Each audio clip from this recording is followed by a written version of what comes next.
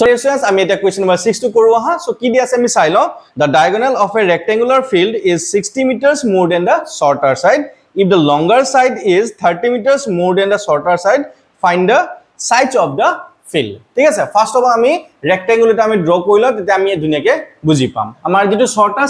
shorter side আমি এটো shorter side বুলি লৈছো এটো আমি x বুলি লৈ লও ঠিক আছে আৰু diagonal তো আমাক কি কৈছে আমাৰ 60 meter বেছি বুলি কৈছে shorter side কে ঠিক আছে আৰু longer side তো আমাক কি কলে 30 meter বেছি বুলি কৈছে মানে আমি shorter side যদি x লও এটা আমাৰ longer side হ'ব means length তো হৈ যাব আমাৰ x plus 30 আৰু diagonal হ'ব x plus 60 তো আমি x এৰ ভ্যালু তো আমি উলিয়াব লাগে মানে x ভ্যালু উলিয়াৰ পিছত বাকি সাইডস খিনি আমি উলিয়াব লাগে সো আহা প্ৰবলেম আমি কৰি চাও let the shorter side ঠিক আছে আমাক যেটো shorter side বুলি আমাক কোৱা আছে ঠিক আছে let the shorter side of the rectangle okay shorter side of the rectangle be x meter ঠিক আছে x meter বুলি আমি shorter side তো আমি লৈ ললো তাৰ পিছত আমি চাবা আমাৰ diagonal দিয়া আছে right therefore the diagonal equal আমি লৈছো x plus 60 meter ঠিক আছে আমাৰ 60 meters more বুলি কৈছিলে হয় না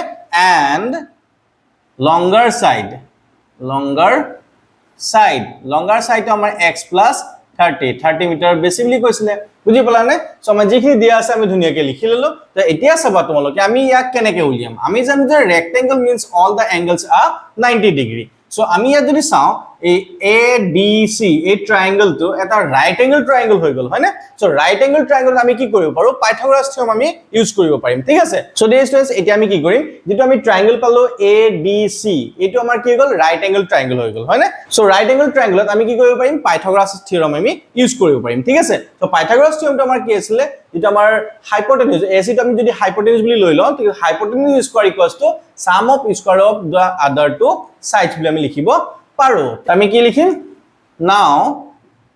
আমি diagonal আমি লিখি দিব পাৰো diagonal square equals to shorter side বুলি আমাক কৈছে ঠিক আছে shorter side whole square plus longer side whole square মানে so diagonal তো আমি লৈছিলো আমি x plus 60 ঠিক আছে x plus 60 whole square equal shorter side তো আমি কি লৈছিলো x লৈছিলো সো আমি কি লিখিম x square plus longer side তো আমি x plus 30 লৈছো so x plus 30 whole square ঠিক আছে সো এতিয়া কি কৰিম a plus b whole square ফৰ্মুলাখিনি আমি গুটেখিনি ভাঙি দিম ভাঙি দিলে কি হৈ যাব এটো x plus 60 whole square so হ'ব x square plus 2 into a into b হয় না সো 2 into 60 কলে 120 আইটো x ভেৰিয়েবল থাকি যাব মই ডাইৰেক্ট কৰি দিছো তাৰ পিছত কি হ'ব প্লাস b square মানে 60 square কলে কিমান হ'ব 3600 হ'ব না তাৰপিছত আমি কি কৰিম ইকুৱেল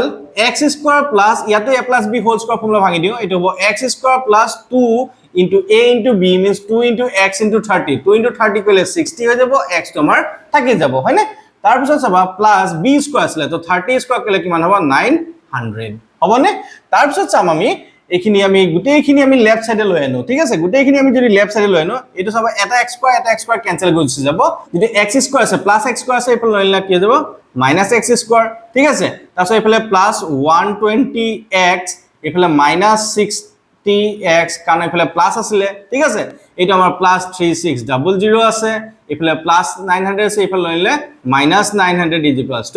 0 ঠিক আছে সো এটা যে মাইনাস x স্কয়ার 120 plus 60 গলে কিমান থাকিব 60x থাকিব হয় না প্লাস এটা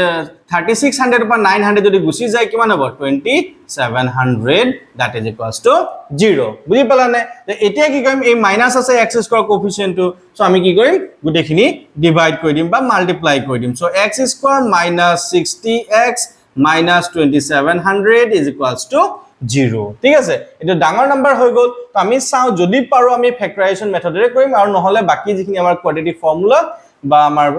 কমপ্লিটিং স্কয়াৰ মেথড আছে আমি হেটো ট্ৰাই কৰিম কিন্তু প্ৰথমতে আমি কি কৰিম ফ্যাক্টৰাইজেশন মেথড কৰিবলৈ ট্ৰাই কৰিম ঠিক আছে সো আমি কি কৰিম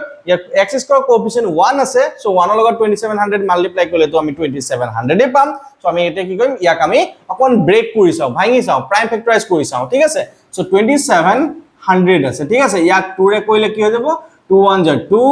2 3 jar 6 1 গুছি যাব 10 2 5 jar 10 এটো 0 থাকি যাব হয় না আকৌ 0 আছে সো আমি 2 ৰে যাব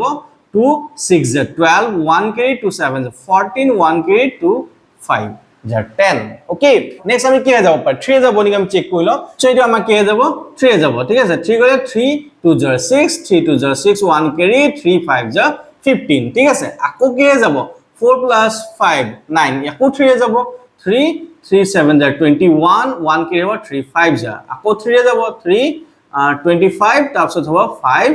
5 ঠিক আছে সো এতিয়া সব আমি এখিনি ব্রেক কৰিব আমি মিডল টাৰ্ম স্প্লিটিং কৰি পেলাই আমি এটো পাব লাগিব ঠিক আছে আমি কৰি চাও কি হ'ব পাৰে সো এটা আমি কি কৰিম 3 3 জাৰ 9 কৰি দিও 9 আকৌ 2 5 জাৰ 10 কৰি দিও ঠিক আছে 9 আৰু 10 হলে 90 হৈ গল ঠিক আছে থাকি গল কি 2 3 জাৰ 6 আৰু 6 5 জাৰ 30 ঠিক আছে সো 90 पर 30 গলে আমাৰ কি থাকিব 60 থাকিব ঠিক আছে সো আমি এটো ইয়াৰ মিডল টাৰ্ম স্প্লিটিং কৰি দিও ওকে সো এটো হ'ব আমাৰ x square minus 90 minus 30 into x minus 2700 that is equals to 0 okay so eto hoy jabo x square minus 90x minus minus plus 30x minus 2700 that is equals to 0 first duta term por ami ki korim x to common loi lom okay so thaki jabo amar x minus 90 hobo ঠিক আছে so অকমান gap দি play আমি x minus 90 বুলি that is equals to 0 বুলি পাতি লৈছো গম পাইছা কেলে পাতিছো আমি অকমান শর্টকাট এটা ইউজ কৰি আছো সো x ৰ আফালে কি আছে থাৰ্ড টাৰ্ম তো আমাৰ প্লাস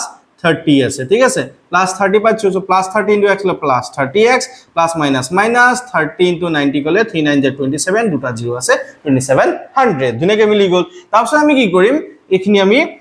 x minus 90 আছে সো আমি x minus 90 তো আমি কি কৰিম কমন লৈ লম ঠিক আছে থাকি গল ইয়াত x ইয়াত প্লাস 30 মানে x plus 30 that is equals to 0 ঠিক আছে therefore আমাৰ কি হ'ব x minus 90 equals to 0 হ'ব পাৰে আৰু নহলে কি হৈ যাব or x plus 30 is equals to 0 okay so আমি কি কৰিম x minus 90 টো ইফালে ৰাইট সাইডে লৈ গলে আমাৰ কি হ'ব plus 90 হৈ যাব হয়নে and আমাৰ এটো কি হৈ যাব x plus 30 আছে ৰাইট সাইডে গুছি গলে আমাৰ কি হ'ব minus 30 তো এতিয়া সবা তোমালকে x তো আমি কি লৈছিলো x তো আমি কি লৈছিলো shorter side of the rectangle okay তো shorter side means side to আমাৰ measurement side of measurement আমাৰ কেতিয়াও ঋণাত্মক বা নেগেটিভ হ'ব নোৱাৰে সো আমি কি কৰিম এটো আমি লিখি দিম not possible okay বা impossible এটো অসম্ভৱ ঠিক আছে এটা সম্ভৱ হ'ব নোৱাৰে সো আমি x জায়গাত কি পাই যাম 90 পাই যাম হয়নে therefore আমি কি লিখিম shorter side ঠিক আছে shorter side is equals to 90 meter and longer side is equals to আমা কি কইছিলে x plus 30 হয়নে সো আমা 90 plus 30 meter that is equals to 120 meter I hope তোমালোকে বুজি পাইছা এনেকে ধৰণে আমি যিখিনি প্ৰবলেম আছে প্ৰবলেমখিনি সলভ কৰিব পাৰিম ঠিক আছে ইয়াত আমি কেবাটাও কনসেপ্ট ইউজ কৰিছো ঠিক আছে ৰেক্টেঙ্গুলাৰ আমি ডায়াগোনাল তো ইউজ কৰিছো তাৰপিছত পাইথাগোৰাছ থিওৰেম তো ইউজ কৰিছো তাৰপিছত আমি যিনি a + b whole square formula use কৰিছো আমি কেবাটাও কনসেপ্ট ইউজ কৰিছো তো সিস্টেমেটিকলি তোমালোকে চাই যাও বস্তুখিনি যদি কিবা বুজা নাই তোমালোকে এটা কাম কৰা পজ কৰি আগৰ পৰা অকমান চাই লবা তেতিয়া ধুনীয়াকৈ আকৌ বুজি পাই যাবা যদি তাতো বুজি নোপোৱা তোমালোকে মোক কমেন্ট সেকশন জনাই দিবা মই এখিনি আকৌ বেলেগ এটা ভিডিও আকাৰে বুজাই দিবলৈ ট্ৰাই কৰিম thank you have a good day